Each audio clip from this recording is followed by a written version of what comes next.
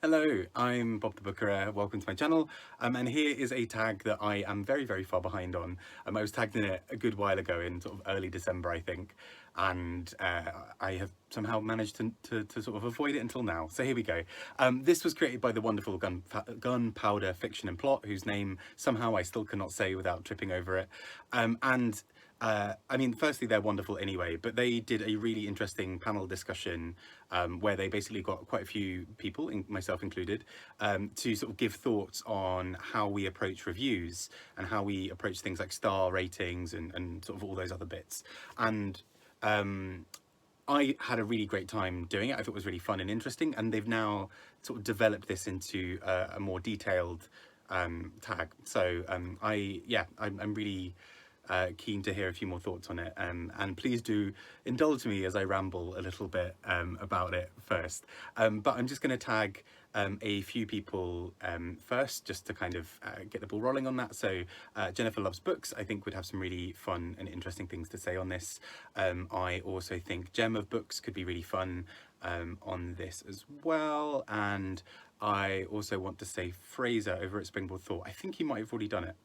I don't know if he hasn't. Surprise. There we go.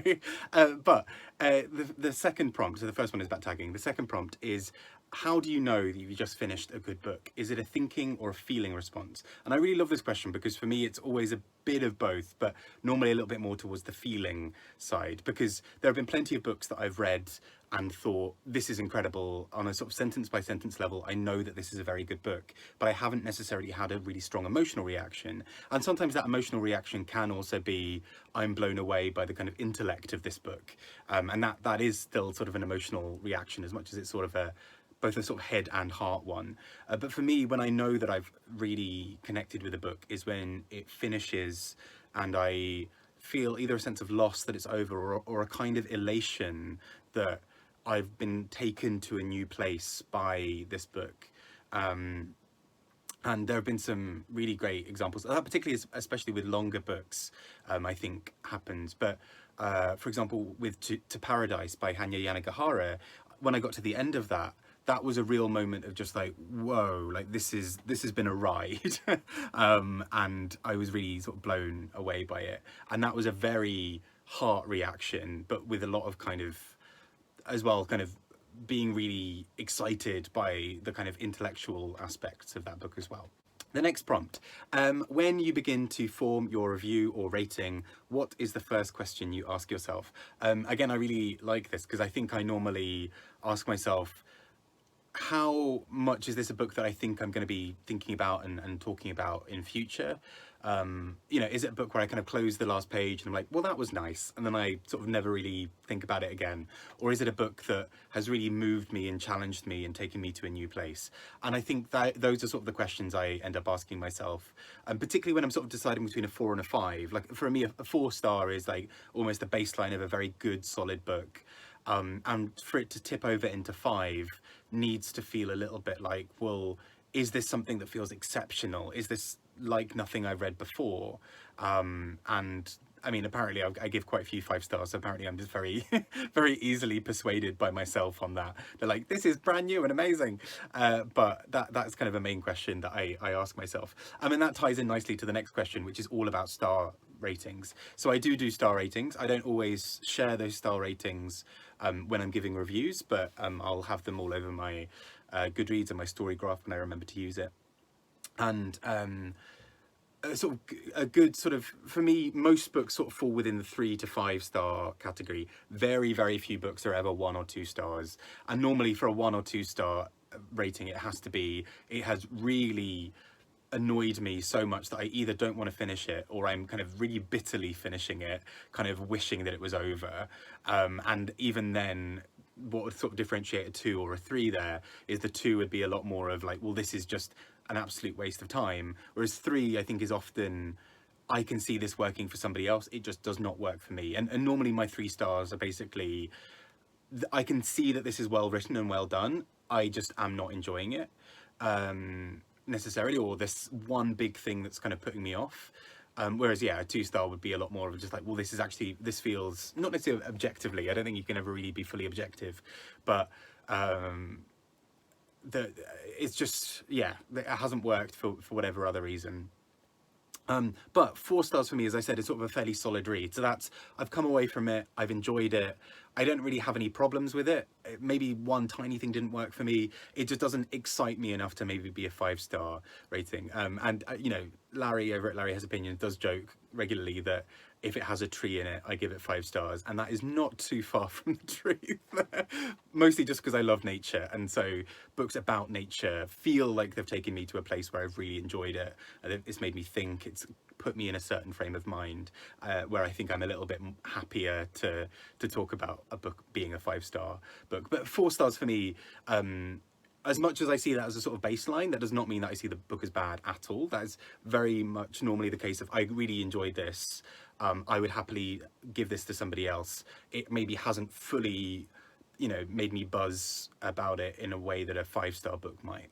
And then on that note, a 5-star would be, yeah, it's excited me in some ways. I can't see how the book really could have been different or improved. It particularly 5-star books, it's about language for me. If the language is really, so a really good example recently was Laird Hunt's Zorrie, which I think if I'd read that kind of book in a different author's style, I probably would have given it 4 stars. But there was something about the way the book approached narrative and the way it looked, kind of a, you know, sort of following around in the third person, but a really interestingly close third person that also occasionally was like, and skip a couple of years. And there was something so confident about that narrative voice that it had to be a 5-star book for me, because that's just how it worked. Whereas I might have read that book by somebody else and sort of given it 4 stars because the story itself was nice enough, but I'm looking for language more and sort of ideas more than I'm necessarily looking for story. Although if the story's bad, that is off-putting as well.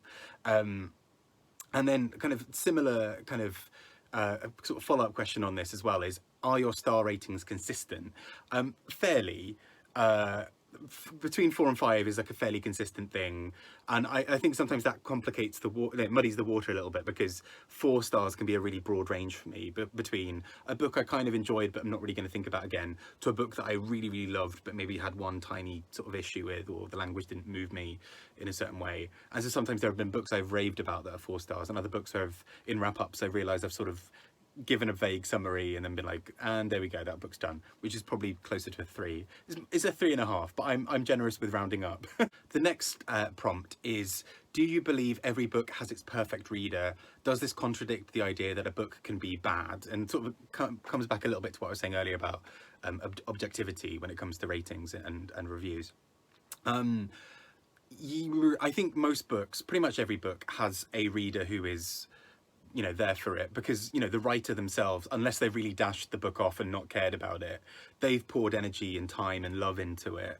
And so that there is that person writing the book, they are its kind of perfect reader, and normally there's somebody else who feels the same. The only real exceptions to that are where someone's so narcissistically up themselves as a writer that they think it's absolute genius, but everybody else can see that this is just some navel-gazing, like, foolishness. But I think that's fairly rare. So I would say, yeah, I think most books have their sort of ideal readers. I think there are some that naturally have a broader appeal to more people. So, you know, picking 2 books that I absolutely adored, for example, Ducks Newburyport by Lucy Ellmann and Shuggie, Bain by Douglas Stuart. Both are books that I gave 5 stars. Both are books that I will happily talk about for hours and hours and hours. But I can see how something like Douglas Stuart's book, whilst challenging in many ways, has a sort of broader appeal. And that's not to take away from any of its quality at all.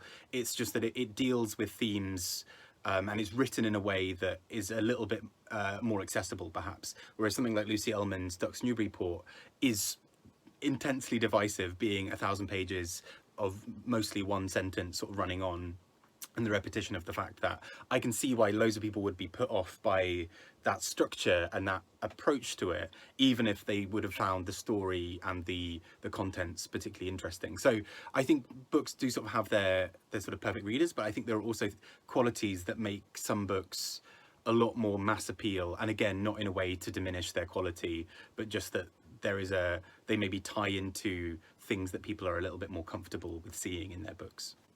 The next prompt is, what book have you hated that you've recommended? And this is a difficult one for me, not partly because I very rarely hate books, and even then I don't know how willing I will be to recommend them. I'll say there's a book that I didn't get on with particularly, but also recognise that that wasn't necessarily on the book. So Motherhood by Sheila Heti, I did not get on with. I had a few parts of that book that did not work for me at all. However, I'm also very willing to accept I am probably not the book's target audience. It's a book that deals a lot with sort of a woman talking, sort of having conversations with herself and trying to work out her perspectives on motherhood, about whether to have a child or not, and sort of the pressures that are put on her and put on women more generally to have children. And I am willing to sort of say I'm not the target audience for it. I found the approach of the book a bit kind of navel gazing and kind of a bit self-indulgent, but actually at the same time, that's me saying this as somebody who doesn't have to really, as a gay man, I don't really have to think about pregnancy a great deal. And so I also am willing to sort of admit that if I were somebody who was really sort of agonizing over the same conversations, that book would not feel self-indulgent in the slightest, because it would be absolutely dealing with questions that would be present in my mind. So I would probably recommend it if somebody was really wanting to have some of those same discussions about the book, but it's not one that I would sort of recommend, I guess, more broadly, I guess, if that makes sense. I'm sure if I reread it, I'd probably have less of an issue with it. I think it also just didn't hit at the right time, but there we go. The next prompt, what makes a book good, bad, or great by your evaluation? And so I would, kind of like I was sort of saying earlier, for me it's normally about language. Is this language matching the form of this book? So I suppose what I mean by that is, does this book feel realistic to what it's trying to convey? If there's an incredibly tense moment, does the language shift to accommodate that? If it's a beautiful lyrical moment, does the language do that?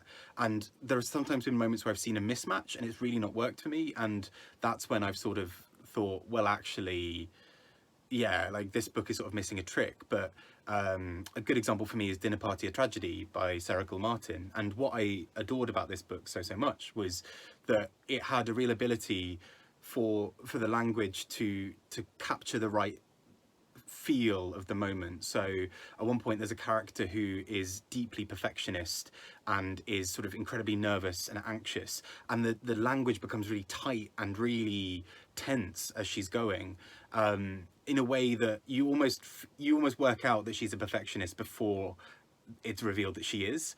And that for me was sort of that for me marks the difference between a good and a great book. Is it kind of matching that? Because ultimately then that's the feeling that I get coming away from the book, is I felt that tenseness, and I almost feel my shoulders sort of tighten as I'm reading the book, and then I feel my shoulders relax when the moment sort of ends. And that for me is sort of, I've been brought into the world. And I think where it's bad is where it's sort of just lazy metaphors or story plot points, and it's kind of felt like it's sort of being phoned in, that there's sort of a, well, we'll just sort of make that happen, blah, blah, blah. And I think that sort of in some ways shows a lack of respect to the reader, to kind of sort of be like, oh, we'll do some stuff. Because actually, somebody's going to be spending, it's a real time investment to spend time with a book, right? And so if it's sort of about bringing people into that world and making that world kind of logical and consistent. And so I kind of just covered this next one sort of a bit before, but I'll kind of elaborate. And so the next one is, when evaluating the quality of a book, do you have specific criteria or aspects of the book, such as character development, that you consider? Does this change if you're writing an in-depth review versus just thinking about the book for enjoyment? And I especially love that last part of this question, of sort of how it differs when you're writing about it differently. When you're I think one thing with BookTube has been knowing that I'm going to have to be talking about some books. There may be books before that I sort of pre-BookTube days where I might have just sort of read and be like, I'm not really getting on with this, but sort of, blah, blah, blah. And now I'm very aware with some books of sort of, even if I'm not getting on with it, of having to name that feeling of like, okay, I'm not getting on with this, but why? What is it about this book that is not working for me?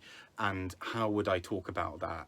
And also, is this a problem that would stop me from sort of enthusiastically recommending it to anybody, because again, with like some of the examples I've mentioned, there are some books that did not work for me but I would happily recommend to others. And also sometimes where I've absolutely loved a book and I've had to think, actually, how am I going to talk about this book because I've loved it so much, and I can't just gush for like 40 minutes and just say it's amazing, which is kind of what I've done on some videos, in fairness, but I kind of have to be able to say why, right? I can't just be like, I really liked it because it was good, and it was good because I really liked it, even though that's probably what I say sometimes.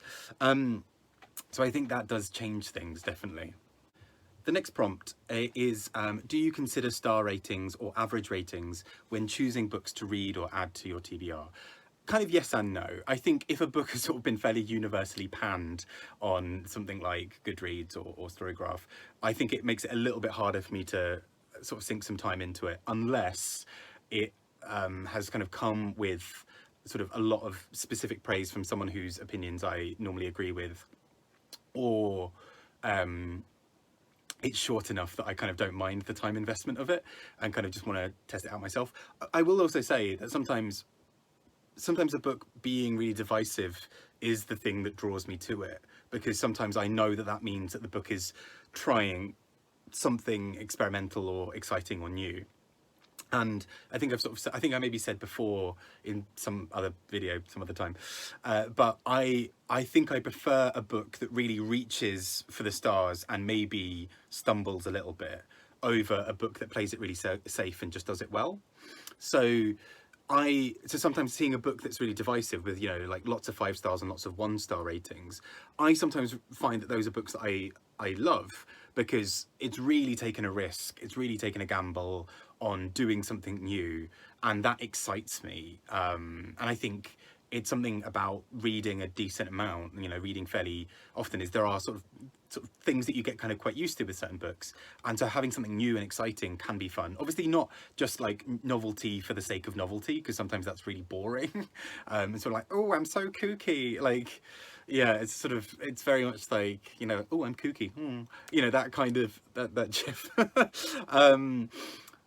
And so yeah, I think as long as I can see that they're trying something new and it's trying to move the needle forward in terms of what fiction can do, or non-fiction can do even, that I kind of don't mind. So I think that's when I think star ratings are good, are useful for that. But then, it'll influence me on other things. If there's a book that seems fairly, people have sort of said, it was all right, and it's about a topic that I wouldn't naturally be that drawn to, I might give it a miss, or at least sort of park it till later, or wait for an audiobook where I can kind of, is a little bit less of a commitment in quite the same way. And the final 2 prompts. So who on BookTube does reliable and interesting reviews of books that you can use to decide if a book is for you or not, and what makes their reviews so good, and how do they talk about books? So there are a few people who I think do really, really interesting reviews that have always really appealed to me in really different ways. So I think, sort of off the top of my head, so Eric Carl Anderson over at Lonesome Reader, he and I our tastes overlap quite a lot, so I can normally trust him on that. But also what I do really appreciate about the way he reviews is that there's a real sort of generosity to it, of sort of really trying to understand what the book is trying to achieve, and a real understanding of what they've reached for, the kinds of emotions it stirs up, the kind of points it's making. And I think particularly Eric is really great at talking about the kind of that kind of lingering after effect of a book. So how does it leave you feeling? And so I think the language he uses around that is often about sort of it being moving, or it kind of transporting you in some way. But I think other people do this in really interesting ways that are quite different as well. So for example, Fraser Simons over at Springboard Thought and Sina over Beating Around the Books, they are both ridiculously intelligent, and so when they speak about books, they're really able to unpick some of the strands of what's going on, and does this logically make sense as a book in terms of the plot?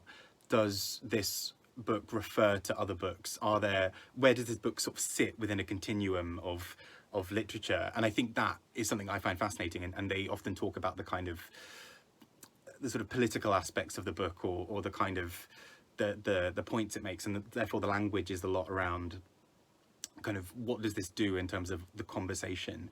But I will also say a couple of other people I found super interesting for really different reasons as well are Larry over at Larry Has Opinions and Jennifer over at Jennifer Loves Books, because I think both of them not only read quite differently, they read quite a lot of books that I don't normally read, whether genre fiction or whatever else, but also the way they talk about those books often reveals sort of new insights to books that I wouldn't have expected. So a great example with Larry is we buddy read To Paradise by Hanya Yanagihara, and that book I really loved for sort of multiple reasons, but Larry pulled out, but Larry's reviews well worth checking out for that, but Larry pulled out different threads on that book that I don't think I would ever have considered by myself, sort of particularly around the kind of meta aspect of it, the way it looks at futures, the way it looks at the way it kind of almost has a sci-fi edge in the sort of final half of the book,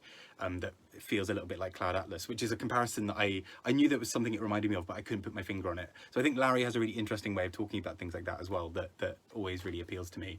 And then you've got people, yeah, like Jennifer Loves Books or Leo Bancroft, who both as well have this really clever approach to the kind of this real marriage between sort of feeling and politics and intellectual sort of things, you know, how those things connect within a book as well. So I really love those. So anyway, that's been me doing this tag. Please also do go and check out Gunpowder Fiction and Plot. I said that correctly first time, there we go. They are wonderful and just, again, sort of big-brained in terms of their really interesting thoughts on books, and just kind of really innovative tags and things like that. So please go just check them out, they're lovely. Anyway, I've been Bod Booker. If I've not tagged you and you want to do this tag, consider yourself tagged. It's all open. I'm not the police. And take care, and I'll see you all soon. Bye bye.